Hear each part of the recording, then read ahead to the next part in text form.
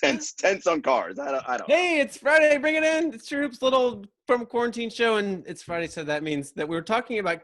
Yeah, Jarod's talking about camping on top of your car. What is that? Yes, apparently it's a thing. I don't know. I've got a Kia Telluride that's got a tent on top of it. I don't know if I'll be even opening the tent this weekend, but it's nice to have a car this weekend. So we'll see where that takes me. Wait, do you have a plan? What's happening here? the plan is there is literally you open the top and the tent just flops up, and it's got a ladder you climb in. Now I don't know if we're gonna actually get into the tent. Do that. But we have a car that we might take out to the burbs. My parents live out there, and our parents live on the other side of Long Island. Maybe we'll go sit in the tent all weekend. I have no idea. You're welcome to come over here. We'll come to New Jersey. New Jersey welcomes you, Rod. Thank you, Henry. Yeah. We use tents it's not sometimes enough here. time to drive to Florida, Coach. No, it's too. Stay away. Don't come down here. Save yourselves. Says the person in the hot part of the map now. Sorry about your map, David. Me too. Yeah. Okay. On Fridays, we do this 9x90 thing. I think we're pretty together. We're pretty organized. We know what's going to happen, right? Okay. Yep. All right. Draw whenever you're ready. Yeah, so one of the things about this NBA bubble that I find so fascinating is this NBA snitching hotline that they have going up. And you see this meme right here with LeBron? Yes, it was Giannis and Kawhi out with no mask. I'm certain of it. Like, of course, those are the jokes. And honestly, I can't wait. It's like Chris Paul, is going to be #1 snitch on there. There's just certain guys who are wired that are so competitive like that. They're going to be nonstop snitching. But the bigger thing that I wonder is, what this whole bubble and the human condition and what that experiment is going to show us, right? Because remember, these are all the things that they put in there. You have ping pong tables, singles, no doubles, decks of cards, but you got to use one deck, and when you're done, it's out of here. There's all these different things going on. No family to the playoffs. What happens if you're the team that goes all the way through? You go to the NBA Finals, you lose in Game 7. I have a weird feeling that'll be the most heartbreaking loss of an NBA Finals ever, because you literally can't go anywhere. You are stuck with these people. I wonder, are you going to hate your teammates more? And is that, you're going to have internal snitching, teammates snitching on each other. Hey, man, that dude's out here doing X, Y, Z, whatever. Because when you're on the road, Coach, yeah, you're with your team, but you can go meet up with your friend and do whatever. You got some time away. We're with these people all the time. And I just wonder what that's going to say. I mean, you know what it's like when you're with your family 24 hours a day. You're like, get me out of here for a minute, right? So I'm just curious how that's all going to play out. That's good stuff. Yeah, that's good. The intra-team snitching is an interesting thing I hadn't thought about. Yes. The third string guy that wanted to get some PT. Yes.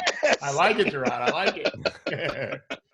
Okay, so I'm gonna take my first two things today to talk about our president. And there's a point to what I'm saying. We're trying to get the NBA game started, but there's a much bigger world out there than NBA basketball. My dad's 80. My mom's turning 79 later this year in November. We're gonna have to do Father's Day outside. We've got to keep our distance. We all of us have these kinds of stories, and at this point, if you still hold out any hope that our federal government cares about our future and dealing with this pandemic, you're just wrong. In some states and in some cities, there are some mayors that are fighting against their federal government and their governor to add things like, let's just wear masks indoors. But ultimately, it's going to be about personal responsibility. Ironic, considering Republicans always pretend that is a talking point for them. We all know what's happening in red states. We have got to challenge ourselves and our loved ones. I talked to my brother Mike, who's a doctor, for an hour yesterday. I've got to do a better job as a dad. We're meeting with my kids this weekend. We can't wait to get rid of them to college so then it's easy for my wife and I. We have to take more personal responsibility. The government has quit. They have moved on. The virus didn't get the memo. And it's going to get worse and worse and worse. And I'm very worried about our healthcare workers. Forget about the average person who did not ask for this when they first agreed to do what they do. Well said. Hard to argue. All right, We're is it go time? I actually can't see the clock. It's my own phone. Okay. You lost 5 seconds. Oh my gosh, here we go. Okay, so yesterday we published this story about Tillman Fertitta's family, which opens with the question of how would a guy like this, read the story. I don't want to summarize his background, but become approved it's very difficult to become an NBA owner. There's a lot of competition. A lot of billionaires would like to own NBA teams. Larry Ellison, etc. All these people on the sidelines. How did this guy make it to the front of the line? I didn't include in the story. There were a few paragraphs at the end where I offered a theory, and it's just unfounded. But I figured this would be a good place for it. I'm just going to park the theory here. The theory is that in 2017, when Tillman was approved as an owner, the NBA was aggressively pursuing legalized sports gambling. Adam Silver wrote an op-ed that touched off the whole thing. There's a Supreme Court ruling in 2018. It's a giant future revenue stream for the league. And Tillman Fertitta is a casino owner, going way back from his family. So I think that a friend in the gambling world, this is my theory as to why the NBA, why the 29 owners would approve this character, is to have a beachhead, someone watching their back in the world of gambling, which has, there's no one with good credentials in that world who's got a super clean reputation. So there you go. Personal theory from Henry. That's all I got. Devin says Rockets Mafia, just like Bill's Mafia. No comment. All right, so everyone's familiar with Maya Moore, arguably the greatest women's player in the game. She stepped away to take care of a particular case that was near and dear to her heart. Jonathan Irons, a man she and her family believe was wrongfully accused of a crime he did not commit, was sentenced to 50 years in prison as a teenager. Maya Moore is so fascinating. We talked about Kyrie Irving and, all this stuff's been coming out, and people are bringing up Maya Moore as like someone that, that Kyrie should follow if they're going to do it. But I really want them to understand the sacrifices that Maya made. And there's a great line in here that says, the fingerprints are crucial to Irons' case for several reasons. They could belong to someone else in the system, casting further doubt on whether Irons committed the crime. But in the state of Missouri, a person's innocence is in some ways irrelevant. Legal precedent in the state holds that unless a prisoner is on death row, proven innocence is not enough reason to be set free. Petitioners must prove that they have been denied a constitutionally adequate trial. And that's the kind of system that we're up against and we're fighting. And for someone like Maya Moore to literally give up her livelihood to do that, that is an incredible thing, and we don't celebrate her enough. The idea, again, that it isn't about, are you innocent? It's, did we give you an adequate, that's what you have to prove, that you were not given an adequate enough trial. And Judy's a lawyer, and she knows about this stuff. States and governments are not in the business of overturning their convictions. That's not in their bag, right? That doesn't play well for them. So the idea that she is willing to fight for something like this for a man, but over for a larger system, quite incredible. I'm gonna start early. The best golf instructor in American history, Harvey Penick, tells a great story of him and three amazing golfers, amazing putters, putting terribly on the side of a mountain golf course in Colorado. And they thought they had read the greens perfectly, and they looked where the water would be flowing and where the sun was setting, and they couldn't make a putt. When they came down the mountain at the end and looked back up and saw the golf course and realized they missed out all these putts because they were playing on the side of a golf course, of a mountain. And so they just forgot about gravity. They looked at everything else and forgot about gravity. So Trump yesterday, his campaign tweeted something and included a Nazi slogan. They argued about it. We all know the truth. They've done this repeatedly, what Trump has done and what Team Trump has done. And this actually goes to Jarod's point. We are fighting huge forces like gravity. So we can think that we can bring a pillow to the fight, or we can bring a boxing glove, or whatever else is needed to understand we're going up against huge, powerful entities via money, via position politically, via position economically. And if we don't understand we're dealing with gravity, we can't win. But the people in charge of this country are doing whatever they can to make sure that they get what they want. And we can't just come in thinking, well, it'll change in time. It won't. Okay. I'm sorry. Thank you, David. Can't see it. This is just a little note. Mark Stein tweeted that there were layoffs at the NBA. Estimated to be 100 employees, and there's some sort of, look at this Mike Bass quote. We are restructuring certain functions at the league office to better align with changes in our business, particularly around digital media, and be well positioned for future growth. It almost sounds like great news, right? So what's going on here? I mean, on the one hand, let's remember the league office itself has had a terrible year, right? They were down something like $450 million, Silver said, before the pandemic. So this is a reminder, it's a small business and it's a real one, and there are real employees who really lost their jobs. Also, a thing that's been on my mind is Adam Silver's been very quiet about Black Lives Matter and the coronavirus. And the only reason I can imagine is because he needs to not upset Donald Trump. And we know that some of the billionaires who run NBA teams are petitioning for bailout relief from Donald Trump. So that could be one reason. Another reason is the league is asking for money. So this is just a thought: is like, are the NBA, the NFL, the NHL, etc., MLB, are they going to the White House asking for bailout money? I don't know, but keep an eye on that. I think it's worth considering. Woo, good stuff. Very interesting. So there's an article in Vox about fatherhood during the time of pandemic. I thought this is so interesting, being that we have two great dads in the pod here, and we have a great mom in Judy. This idea of fight, snaps, chaos, and cuddles, 4 dads, and how the pandemic transformed their notion of fatherhood. I do wonder, all of this time that people are getting to spend with their children, and the positions from all these dads were so fascinating. So one of them was like, this is great. Like, it really like got me to focus and see things in a different way. The other one was so like, this is not directly what I do. I don't know how to function like this. It's about my work. And it's this hard sort of balance to have here. And the one thing I took out from the piece is the number one privilege in the entire world is male privilege, right? I mean, that is the first one. And this idea and these notions that are, of course, archaic, that fathers and their roles with their children are somehow, supposed to be, less and or different than moms, right? And that's what came through from some of these guys in their responses. And it's like, oh, I recognize what great work my wife does. I'm like, it took you a pandemic to see that? Like, you didn't know that before? And so, you guys are dads, and I'd love to have you guys maybe at the end just open up about like your relationship with your wives and how that manages. Your kids are older, so you guys have a bit of a leg up during a pandemic. People have twins and 2 and 3-year-olds. Good Lord. And Judy, I definitely want your opinion as the mom of young kids. Wait, Jarod, you don't have kids, right? I do not. So that explains why you would ask us to talk about our relationships with our wives in the media.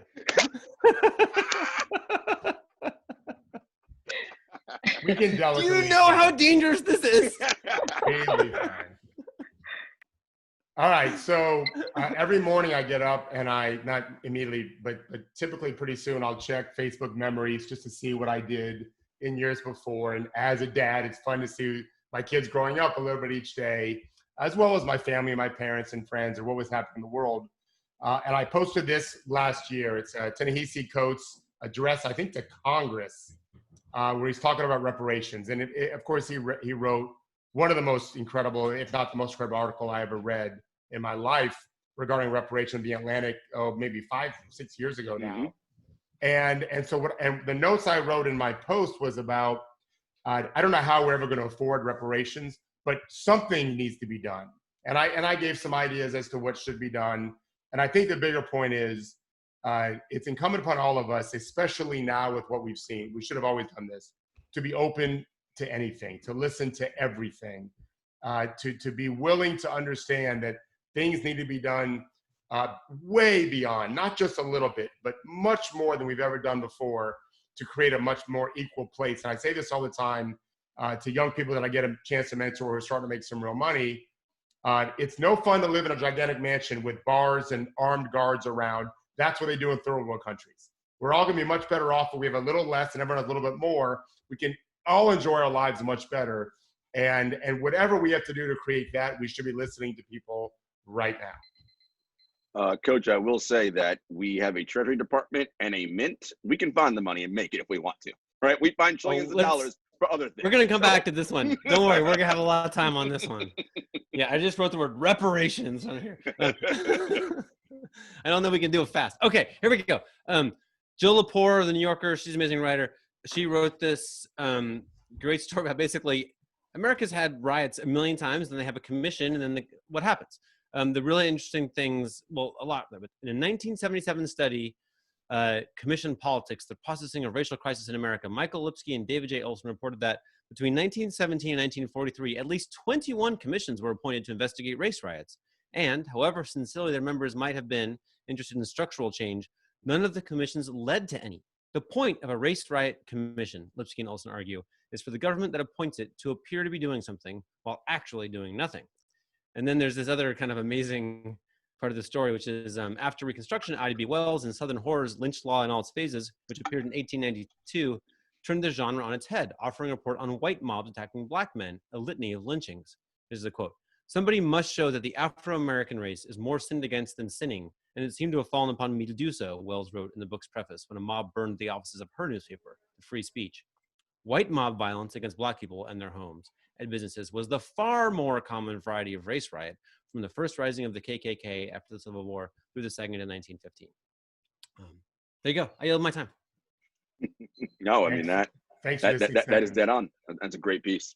Yeah. Encourage you guys in the chat to read that. Yeah, I mean, to me, the big takeaway is you don't want a commission now. You just don't like, anything but a commission. Right. I mean, if you want to bring it to sports, think about it. It's what the NCAA does every time they're like, oh, we'll put a commission together to study that. I'm like, no, you've known about this since the dawn of time. Commissions are just things to get bogged down in committee and slow it down. And time, get back to the Maya Moore thing, right? They had a positive verdict the other day, realizing that, yes, they agreed that Jonathan Irons was denied his constitutional right because evidence was suppressed. But that doesn't mean he gets to walk out of jail that night, because you can then appeal and file a time, which could take another month. Because anytime committees and processes and people get involved, all that is time to delay and not do actually anything. Well, I think it also, like when emotions are hot, you can't say you're not going to do anything. You have to have a message, right? Mm-hmm. So in the hot moment, you get to say, we will form a committee. Mm-hmm. And then emotions aren't hot when the committee resolves. It's, now it's like we have we looked into it and this, that. And it's an old playbook. That story basically is like, we're struggling with like, I've been grilling everybody like, what do you want? What are we gonna? What's the change we want? And she's basically saying, people have been studying this forever, and they always come up with the same list of things, right? Like we know exactly what the playbook is. It's a little bit like I remember in, I guess if you study negotiated Middle East peace settlements, like everybody knows where the line's going to be, right? Like it's not that. It's just that, are we willing to do that now is the question, right? So I think it's a little bit like that, right? It's like there's a list of prescriptions that every commission comes up with, and then just nobody does it. Agreed. So yeah, I've quoted the Untouchables movie before when Randy first made fun of me. When Sean Connery's character says to Elliot Ness, Costner's character, like everyone knows where the booze is. Costner had no idea, but everyone in the business, Randy's funny. Like I say this at college all the time, that they know where the violations are. They know how they're happening. They don't really want to look because it would destroy. I mean, I just read yesterday, Zion Williamson was supposed to testify about improper benefits at Duke. Mm-hmm. Now somebody doesn't have to. I don't know, maybe it's because of the pandemic where they don't want to convene, but we know what's going on. Everyone does.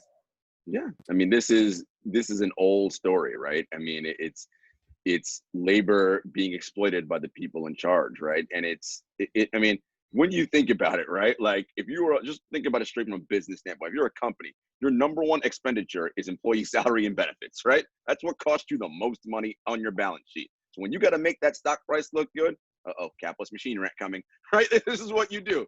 You slash employee pay, you get cut layoff, you do whatever, and that boosts your stock price back up, because that is the one area where you say, okay, if we get rid of that, our numbers then look higher at the end. It's just easy math, and it's the same thing everywhere else in any other line of work. But it's like, I mean, systems are hard to manage, but not impossible, right? I think you just have to decide what's a right and what's a privilege or a benefit, right? And if seeing a doctor is a right, then obviously it's stupid to put it in the hands of people managing quarterly earnings reports, right? It's just the wrong place. It's just a bad setup, right? It's not like nations poorer than the U.S. are struggling to afford healthcare. Like we can do it. We can afford it. It's a thing we can afford. Like we just don't have it in that. We just haven't organized well. It's just. Judy dropped it in there. Department of Defense discretionary budget, $686 billion.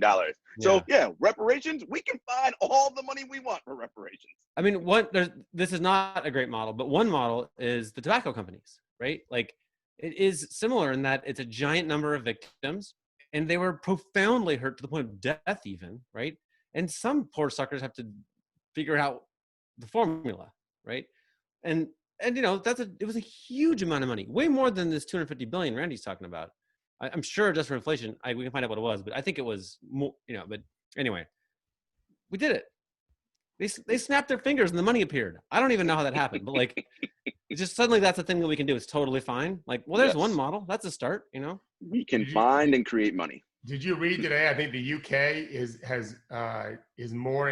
fully in debt. In other words, the amount they owe is more than what they have. I read that today. Well done. Does that sound right? I read it know. somewhere.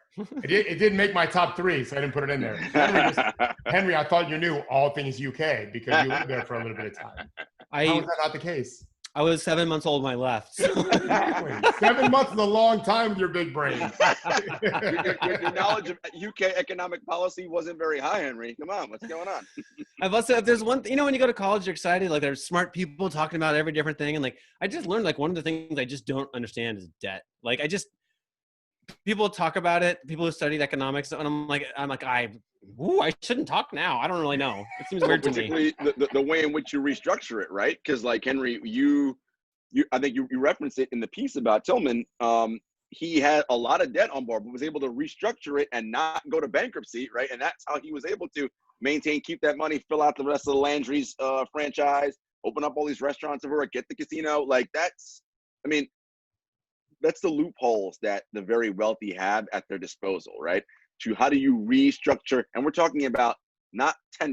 We're talking hundreds of millions of dollars in debt they can restructure. Meanwhile, you look at tax codes and laws, you are a regular person and you owe the IRS $10,000, they're seizing all your stuff, right? Like it's because you don't have the ability to restructure $10,000, but this guy can restructure hundreds of millions. It's a fascinating system.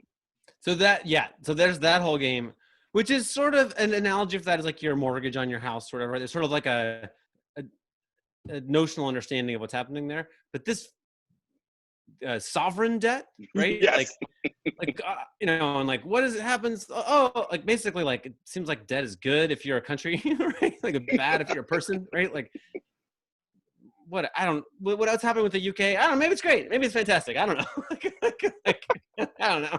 In Game of Thrones, when the Lannisters were broke, they just basically invaded and conquered the Rose, whatever the name of the Rose family was. The Tyrells. Yep. The Tyrells, yeah. And suddenly they paid it back like the next day. And the guy who ran the bank's like, wow, we've never seen that before. Yeah, well, you know, I found some people with gold and I relieved them from it. Right. And there is certainly history in that in the real world.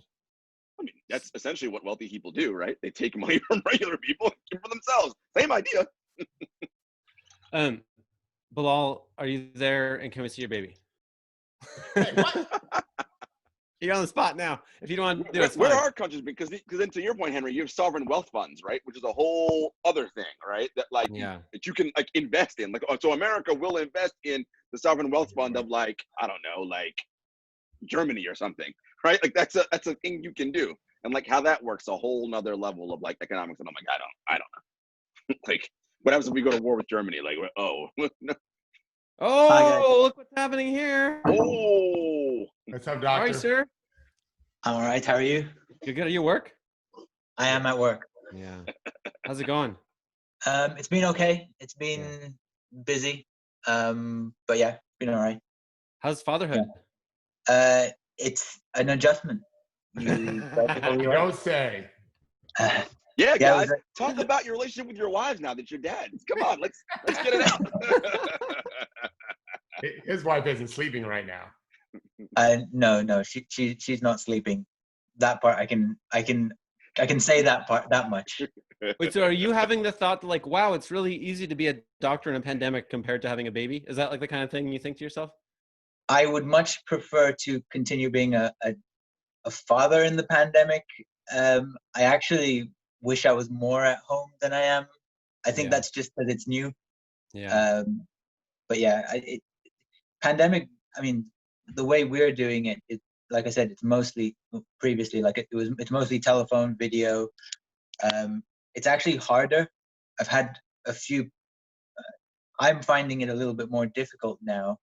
Initially, you could delay a couple of things, but after 3 months, you kind of do need to tackle issues, and that's where that is. And we know that both of our countries are dealing with this horribly.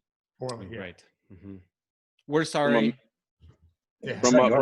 From a medical standpoint, well, what I wonder is, of course, you know, all of the day-to-day functional things that people aren't getting treated because of the coronavirus shutdown, right? Think about like dentistry, for instance. If you're not getting like your teeth cleans and gum disease starts, and then we have this second wave, and you still cannot get your gum disease treated, now that leads to cardiovascular disease. Like, there's all these, you know, chain reaction effects that can happen down the road. And I'm no expert, but a second wave seems pretty likely given what's going on right now. So everything that, I mean, the stuff that we've all been reading, first wave, it's bad. People are dying, and the hidden part that we're not seeing are, and I'm sure David, your brother will tell you, is that people are not coming. There's heart attacks that are happening in the community. They're not going to be seen. I know yesterday I had a patient who I'm fairly certain, or 70% certain, might have a DVT, so a blood clot in the leg. Flat out refused to go get it seen. Wow. And it's just this fear that has come across people where they are like, no, I'm too worried about getting coronavirus that I'll leave my actual issue. I think probably 80% of my calls today, it was, I'm sorry to bother you. I was like, no, you really do bother us. I really do need to know that you're having this issue so I can start dealing with it and helping. But it's terrible that our countries are not actioning it. Yeah. There's a little bit of like a new habits, right? We have to learn new habits, which is not what we're good at. But it's the only way we're going to get through this is with just things like masks and going to see the doctor when you might have deep vein thrombosis, right? That's just how it's going to have to go. I mean, yeah, pretty much.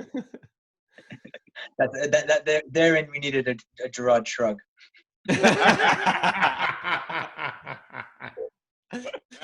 Wait, did you see this Washington Post chart of where new cases are in the U.S.? You know what I'm talking about this morning?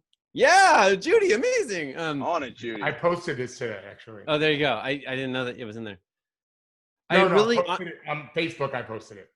I feel honestly what we're looking at here is like, how willing are you to adopt new habits, right? Yeah. And you know, if you just don't think you need to adjust to things, then you're probably more likely to be a Trump voter. I honestly to your point, Henry, we're so bad at that change and new things. Like our brains don't know how to work with that. And I'm sure you're seeing it in New Jersey. Obviously, I'm seeing it here in New York. No, we're perfect.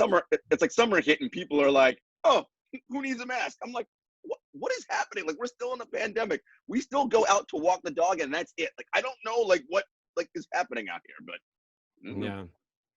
I think you can tell a lot based on who your friends are. If for me, I've been talking, and let me rephrase it. I've been arguing vociferously with Henry for over a decade.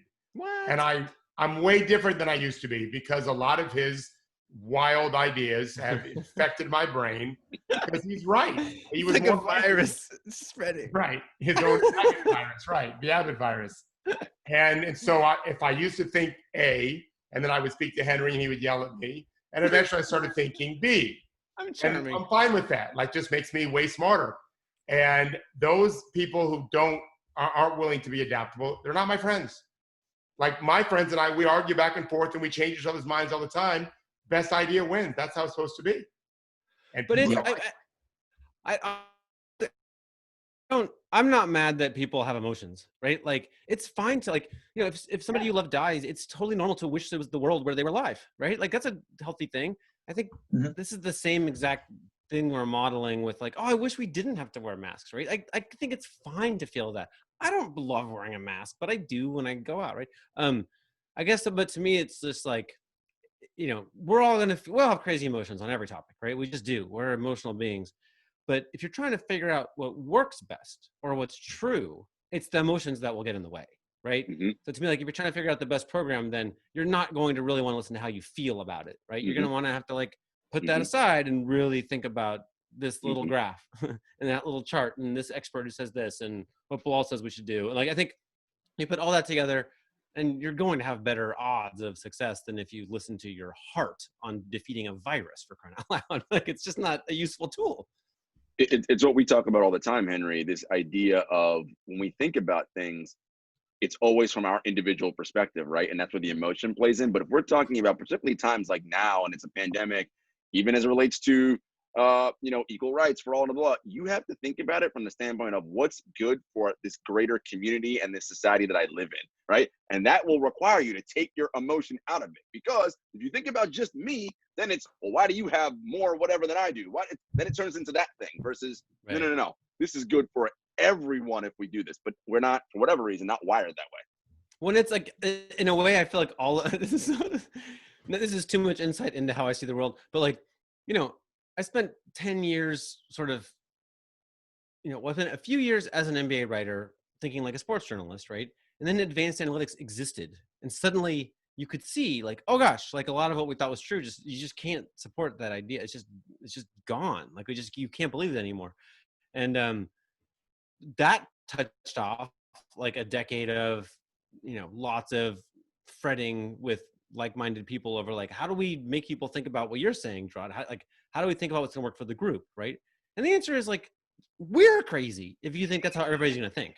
Like, you have to have a system that's gonna work, or most people aren't gonna think that way. Like, otherwise, you don't have a system that's gonna work. Like, period, right? Like, you're gonna have 450 Shane Battiers in the NBA. Like, Right. That is not where this is headed, right? You need to get the best you can out of DeMar DeRozan, who wants to just score buckets like he just does. Like, I think you can make a system where that can be his job, right? And Shane can have his job, but somebody, once you get to the point of like who runs the team, who sets the strategy, or whatever. Now we do need to really think about the system working, right? But I don't know. To me, this mask thing, like, there's no way for how many Americans are there? 350 million, something like that. Yeah, we're not getting that number of people excited and enthusiastic compliance About with the wearing voluntary mask program, right? That was not going to be the way it went. Like, Bilal, you wear them. Do you wear them normally? Like non-pandemic, you have to wear them? We've not had to. So truthfully, we've not had to. And actually, we would have to wear it you're more than welcome to wear it. But what I find is I spend a lot of my job, so as a family doctor, is developing a relationship with my patient. So probably it takes about 3-4 times. And actually them being able to see my facial reactions, me being able to see their facial reactions is really part of that doctor-patient relationship. And in terms of kind of the masks business, I mean, I'm seeing patients now. It's harder because for a simple thing or just to discuss their mental well-being, this is not a comforting face. That's why train robbers wear them. It's not. I know last week I had a kid and I had to see him for something, and I can imagine what it's like as a child to see someone with a mask and having to do that. There's the intricacies of human interaction. It limits, but I need to be alive. Yeah. I know my patients need to be alive, and we all agree to this non-verbal contract that we're going to wait. The social contract is what I mean to say, is that we'll wear this for each other. Yeah. I don't understand. As adults, we all drive, and you guys drive on the wrong side of the road, but you still drive. I don't know where that. That's a mess. That's crazy talk. But we have the same agreement, Bilal. We have the same agreement. I'm going to do my best to stay between the lines and follow, relatively speaking, a speed limit. You are too. There's just certain things we do. We have these kind of trusting relationships all the time. We trust that stores are going to make sure they put the milk in the refrigerator before we buy them the next day. And yet we can't do this one thing. And I have heard people, men, always, by the way, men, they're so offended at the idea that they have to wear a mask. And it boggles my mind. Like, I'm a decent looking guy. I don't mind putting a mask on, whatever. I'm saving lives. Who am I protecting from not being able to see my face? Whatever. My mom said to me sweetly yesterday, she said, David, I feel so bad for Rachel. I said, why, Mom? Because the first thing you see when you see your daughter is her 2 big dimples. Great. Whatever. Rachel's not worried about that. she wears a mask when she goes to places. It isn't such a sacrifice. And yet, apparently, that is how you beat America. Wars, we're fine with wars. The mask will fuck us up. We can't handle wearing a mask. It's incredible. It's unreal. But it's unreal, and it probably is an issue because it was politicized so much. What? No one saw that. It's the same thing with global warming, by the way, with Al Gore. Had our person on the right been the one pushing it, it would have been received much differently, in my opinion. Mm-hmm. But because it was him, it was that knee-jerk reaction. Yeah, it's completely. If it came from the Pope, it'd be fine. I'm not even kidding. Like, no, of course, you're exactly right. Yeah. Yeah. It is. It's incredible. You know, these epidemiologists that we've been listening to, and they're talking about all the time. It's to your stuff that we've been saying. This virus isn't. It doesn't know Democrats, Republicans, left, right. It doesn't care about any of that stuff. Like, right? It's really like, do you want to, you know, eventually at some point stem this tide, right? Get these cases to go down, and then figure out vaccine, whatever. Because here's the other thing. Part of it is this anti-science and anti-truth and anti-vaxxer sort of like that. It's all bubbling at just the right time. There was a study that went out or a poll that people were asked, if you were told that we have a coronavirus vaccine, would you take it? And a ridiculous amount of people said no. I was like, what? Like, that's insane to me that you know that there's this thing that you don't want to have, yet you're not willing to take this virus. And there are people who literally believe it's BS and it's a deep state conspiracy from I don't know where. No, you just said, like, you know, it's the thing you don't want to have. Like, I think that's the problem right there. I think a certain number of people just don't think it's real. I think we're stuck on reality. Actually, that's a great time for me to pump our Monday guest. Maria Konnikova is incredible journalist, author with a new book coming out. I would say the name right now, but I'm not as prepared as I should be. But her book's about lying, basically, and it's an incredible time for lying. So I think there's like there's propaganda. We're subjected to propaganda now. You know, Bilal's doing something interesting here. What's going on? Oh, he's on the phone. Oh, he's on the phone. Okay. Well, I think maybe he's literally flexing. Well, I you know, Henry, I think we should probably, you know, at least transition and say today is a special day. Sorry about that. No, you're fine, Bilal. It's an important day. It is right. It is Juneteenth, right? So we all know that in 1865, on June 19th, Major General Gordon Granger, who was of the Union soldiers, landed in where, Henry? Galveston, Texas. Of all places. Funny, with news that the war ended and that enslaved, people that were enslaved are now free. Of course, we all know that the Emancipation Proclamation happened 2 years before that in 1863, and the Southern slaveholders were like, we're not about that. We're not giving that up. And this little clip we're gonna play right here, Judy, the Blackish, the show, explains Juneteenth in such a clever way. Can you guys hear it? I can't hear it. I don't hear it. Yeah, where'd the volume go? Ooh. Oh, things are happening. Technology. So here it comes. Oh. Day in America where all slaves were finally free. You did this. You. And on that fateful day in history... Actually, maybe Juneteenth is better explained through song. Oh, okay. I usually give the history lessons around here, but go ahead, Aloe Black. I'll just sit here.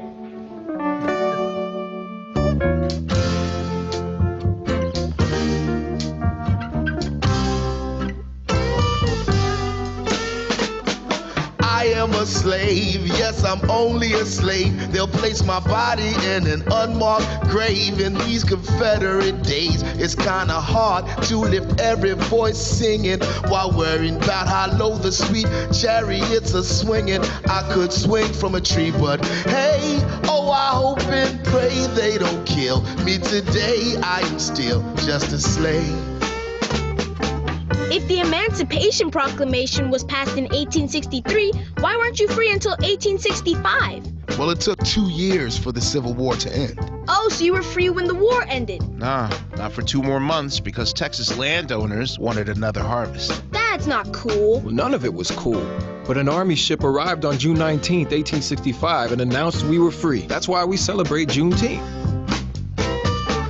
am a slave and the home of the brave, a product of the triangular trade. Please pardon my ways if I'm nervous or the slightest bit skittish in the presence of the Portuguese, Spanish, Dutch, or British. They kept me in colonial chains. Tell me how to persuade them to chill or to save me if still I'm a slave.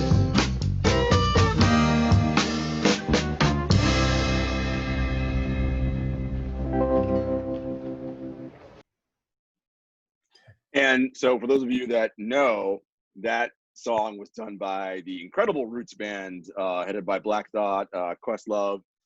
Really, I'm sure you guys all know about the Roots, and that's from Blackish. That was Aloe Black, also a famous musician that was in that clip. And it's so interesting because oftentimes cartoons and these sorts of things are like the easiest way for people to understand stuff, right? Hey, let's make this real simple for you. Here's how this works. And what I thought was interesting, that I wonder if you guys caught it, as the little kid was asking, well, if you were free in 1863, how come it didn't happen right away? I want to be clear about something. When Black people in this country were enslaved, it wasn't this idea of them waiting around for this mythical white savior, Abraham Lincoln, to come and say, okay, it's now your time to be free. Slaves were dying by the hundreds of thousands trying to get through every day and fight their way to freedom, right? Like, we know about the Underground Railroad. We know about many other different ways in which slaves literally risk their lives for freedom. So that was continually going on. So it isn't this thing that people were waiting and, oh, this great mystical day happened. As we know, slavery was an economic system. That is how this country was built. That was the South's entire economy. Those slave owners were not just going to be like, oh yeah, sure, we'll give up our economy because that's what you said, right? So for me, Juneteenth, while all these companies are putting out statements and saying, we do this, we do that, day off, whatever, as I was saying to you guys in the pre-show, what I don't want to happen from this is it co-opting and turning into another MLK day, another day where, okay, everybody's off from work, let's go skiing, let's go whatever we're doing, and not think about things. Like, if companies are serious about this, okay, we're not working today, right? You're still getting paid, but we are going to engage in actual activity and actions that show that we're actually serious about this. We're going to learn, and not only going to learn, we're going to discuss, we're going to listen with the intent of understanding, not to reply and rebut somebody, but understand perspective and then do things. I don't want to see in 2 years Chevy with their Juneteenth, car, Chevy Suburban sale. And that's where I feel like we're all headed right now. Happy that it's a wider thing that people are knowing, but it's like diversity. It's not a box you check and it's like, okay, I'm done. I did my diverse thing. If we're serious about this, this is continuous action that does not stop, literally until you die. If this is what you actually want. I just learned, we're learning. Okay, we're behind. I'm sorry. I apologize for my people. I just learned the Emancipation Proclamation was like not what I thought it was. It was border states. Yeah. And it was an effort just to get soldiers to come join the Northern Army. Yes, like it was, 100%. Yeah. Yes. And they had laws that said, oh, be careful because you, Negro slave, you can't just be loitering around on army bases like doing whatever, or else we're going to bring you back down here to where you were doing. Oh, listen, it's an insidious thing and a conspiracy. Clearly, this wasn't done out of the goodness of like Abraham Lincoln's heart. No, that's false. Not what this was at all. Can we talk Galveston for just a second? We can. So Galveston, is like I've never been there. My understanding is it's sort of like the Long Beach Island of Texas, right? Like it's the barrier island where everybody goes to vacation. But it has this tradition of, casinos and drinking and prostitution and slavery.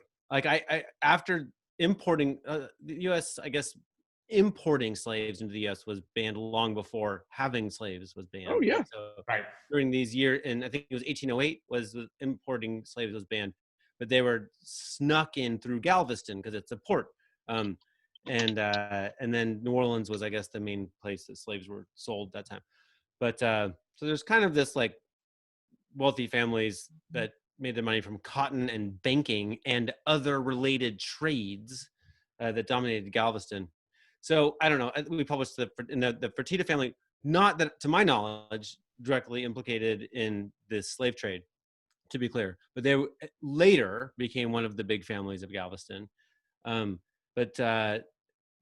When, so I spent yesterday marinating in Galveston talk, and then of course today's Juneteenth, and it's a Galveston story. Is that a coincidence or not? I don't know. But I'll tell you this, like, it was a major hub of slave trade for sure. So it would be a place you might go to notify slaves they were free. But also, in fairness, as we saw in the video, it's a port and they arrived by boat. So like, if you're arriving by boat, it might make sense that you would just land there by coincidence anyway. So there you go. Henry, or Coach, sorry, I know you want to jump in. I just want to say this one thing. Right. We have to, as a country, stop thinking about slavery as this thing that just happened to Black people, right? Like, oh, all right, it was this thing that happened in these years and whatever. No. It is this thing that this country created and did, right? Like, and it's when you start examining it from that, and that's about this whole point about Juneteenth and education and again, so listening with the intent of understanding, particularly when it comes to matters like this, because we all do it. We listen because we want to respond with what our rebuttal is or whatever, which then causes us to cut off and selectively listen and pick out what we want to hear, but actually understand what we're talking about here and how we move forward. Go ahead, Coach. Well, just to piggyback on your points, and talking about education, over a couple of summers, we spent some time in New York City with our kids, and we actually, it may have been one of the times we visited Team Abbott in Flemington. We went to the East Side Tenement Museum, where my ancestors are from. I have a very rich great grandfather, but the rest of my ancestors were very poor living there. And then just a few summers ago, we went to Charleston and went to the slave market there. And then we went to lunch afterwards. We talked about things like the Holocaust and slavery, and how these aren't events that happened and then they ended, and then we remember them through textbooks, whatever. They still have impact now. But remember, the Holocaust was in the 1940s.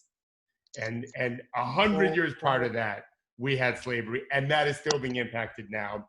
And I've often said, as someone who's not very religious, hard to believe in religion, and I've never talked about the Holocaust. I've always talked about slavery and enslavement. That if there was some kind of higher power, I'm not getting into religious talk, that is far more egregious than just one war and genocide. What we did to, what men did to each other is hard to swallow, and important to get kids to think what you said, to think and understand and be mindful of that and how it's still impacting people today. Well, and that Jill Lepore story where basically we're acknowledging that there's a repeated history of white armed mobs just killing. Okay, so, and you can sort of picture it today, right? Like, it sort of happens on YouTube. State capital of Michigan. They didn't kill anybody, but they had automatic weapons. They wanted to. Yeah. They wanted to kill people. Like, that to me helps me understand better. Maybe David and I are like, like, we can work this out, right? But if you're in this American tradition of armed white mobs killing Black people, like, a Black Lives Matter protest is very threatening to you, right? Like, this is a problem, right? I feel like there's this strain of American thinking that, I have been, I guess, ignorant of, where this sort of, happens at Trump rallies, where there's this, someone wrote an article about, like, they did these bloodthirsty crowd, it's been whipped into a frenzy. I can see that if you're part of that tradition, you have to be frightened by the Black Lives Matter movement, right? And yeah, the interesting thing about that is what people see as violence and what is not violence, right? For so much of the white consciousness, an semblance of Black people to them is an immediate threat, which means violence is coming, right? That is, whether it's conscious or subconscious, that is the interplay going on in the brain. Oh, threat, violence coming, which, as you see in most of these Black Lives Matter protests, no guns, no nothing. Like, it is peaceful, right? But that's not what's going on here. That's why you have men showing up to state capitals with AR-15s and whatever other guns they have. And it's like, but again, because for them, violence is a justifiable means to whatever end you seek. That's what this country has socialized everyone to believe. Think about it, right? Wars happen, and in the end, you get what you want. That's how it works. Commit violence, end result happens. That's how it works. So the last weekend I had a really happy hour. You got to get your happiness where you can. But I listened to, it's a rebroadcast of This American Life with Neil Drumming talking about Afrofuturism. I don't know if you've heard this, but so Neil Drumming is basically like, a lot of suffering in my day to day, being a black man in America, but he kind of got sucked into this Afrofuturism concept, which is basically like this has been conditioning black people to be superhuman, right? Like, and it's like he recognizes what he's doing here, but it comes from comic books, but now it's in it's in a lot of stuff now. But I was like, you know what? Like, it's believable, right? It's believable that if you think about the skill set that you have to develop to cope with this set of challenges, like this could be America's greatest strength. Is just like, well, we talked about it, right? I think was it a recent show where it's like, even in sports, how we talk about LeBron James, right? As if he is in fact literally a superhuman, right? I mean, he's supremely physically gifted, but he's not. He's still a human. Like, if you cut him, blood's coming out. I'm pretty sure of that, right? Like, and it trickles its way down to things like medicine, right? When doctors don't believe black people when they say they're in pain, it's like, oh, you couldn't. It's like, again, that's the cack that's going on in here is you can't possibly. It's like, why aren't you believing me when I'm telling you this is what's actually happening? Because you think to survive all this, you must be superhuman. So, Jarod, I want to. Okay, you're getting me all excited here. So, yeah, like physically superhuman, like the comic book hero superhuman. Like, I feel like without vulnerability, right? That seems very damaging as like an assumption. But like, what this struck me more as was like better equipped to navigate the actual challenges. So I'll give you a little example. I think maybe I told this story before, but like this dude was elbowing people in a really dangerous way in a pickup game years ago. And he was a big dude, and he kept he would chop with his elbows in a way like you feel the elbow just whistling past your ear, and like, man, if he's gonna get me good soon, right? So I'm of course the a-hole who's like yelling. I'm like, yo, you gotta stop freaking doing this, right? And my buddy Mike, who's black, which I think matters here, like I was basically like just mad, and I was like, and Mike was like, he knows what he's doing, right? Like Mike was like super calm and actually like navigated it. And in my head, I was like, Mike, like I was just emotional. I was basically stupid, right? Mike had I know this isn't a race thing strictly, but I feel like Mike had been in more situations like that where he had to remind himself to stay calm and learn some skills and whatever. And like, I was like a baby. I was just like, I'm mad, right? But anyway, I'm like, oh, I think that, Mike's out there with some practice I don't have, and that might actually be handy. There's a graciousness to, I think, Black Americans that I don't think white America has ever greatly appreciated, at least not enough of us, because of what they've had to go through and what they've been willing to still do. The mafia got its start when the Italians the Sicilians were sick of the Italian government. They were failed every way, shape, and form, and they thought, like, enough. We're taking matters in our own hands, and that's exactly what happened in America with the mob. They know politicians are crooked. They know law enforcement's crooked because they were paying the cops. If you read the Godfather books and movies, and there's evidence of that. But we know in reality what happened, and they created their own system. That's why on the front of the Godfather book was the puppet thing. They were sick of being the guys in the bottom of those strings, want to be on top, and yet largely Black Americans, obviously overwhelmingly so, have been gracious and trying to follow the rules. We just keep busting them up anyway, as a government, as a society, and they've continued to try to cooperate and get along. And I think part of this movement is enough of the others of starting to recognize that we've got to be a better partner. They're trying. Well, Lord knows they're trying. It's the recognition, right, Coach and Henry, what you're talking about. Henry, in that situation, and I read this in the DuBose quote a couple weeks ago, you're always aware of your two-ness, right? One, you're American, and two, a Negro, right? Those two warring souls competing with each other. That's where that comes from, this idea that I can't actually be who I am in public in this scenario because of all of the baggage that comes with having this skin in this face. So if I act X, more repercussions are coming down the line, right? So there's this way in which you have to, and you internally know how to police yourself and manage a situation to prevent potentially worse consequences down the line, right? So in a way, yes, you can see it two ways, as graciousness, and another way it's inauthentic living, right? Because you can't actually be who you want to be because you're not allowed to get angry at work when someone does whatever, because I can't be angry black man. That's bad news for me, right? Like it's, and this is your dichotomy that you're constantly straddling throughout your life. We're gonna like the potential here, if we can build this trust, right? If you can be yourself at work, right? Is that it's the greatest thing ever, right? Like Yes. as soon as you put people in position to succeed, they're prone to success. You know, Yes. like, Yes. if you can feel safe yeah. and trusted, like, wow, let's see how this is gonna go. You hit the nail on the head. For a corporate client, I did a post for them about this, about diversity and inclusion. And I said, if people feel their workplace is safe and they can be who they want to be, shocking, they perform so much better at their job. Like, what a weird thing, right? And guess what? Yeah. Even if you secretly hate whatever it is that they're doing, that helps you because you have a productive, awesome worker. Like, you're cutting off your own nose to spite your face. Like, just do it because it makes your company better. You don't believe it. Yeah. We have a lot. I'm sure we could talk forever. Just to make this sort of officially, we can check the box that we talked about basketball today. We did. I will tell you, we're about to publish a David Thorpe story, which is awesome. About we were wondering what basketball would look like in the time of coronavirus. Like, it could be different, right? People aren't used to being together. David's been studying it. He wrote a really thoughtful piece about it. Do you want to say anything about it now, David? Yeah, sadly, I don't think what the ACB has done in Spain is going to be duplicated in America, in part because, and I write about it, things are going so much better in Spain, swimmingly in Spain. Meanwhile, our state is the new hotspot. Us in Brazil, Florida and Rio are the two, hottest spots, and it's not good to be hot. But yeah, so I'm watching a game here as soon as we're done. I'm gonna watch some games in the ACB. The game looked like a normal game.